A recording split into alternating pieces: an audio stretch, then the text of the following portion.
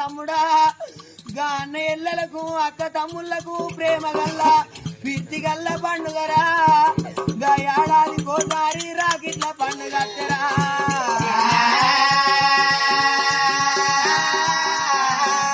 రాకిట్ల పండుగ పండుగ తమ్ముడా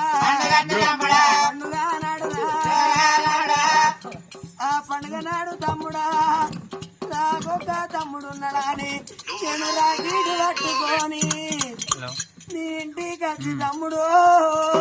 నీ నొట్టికి బొట్టు పెట్టి చేతికి రాకీటు కట్టే అక్కనురా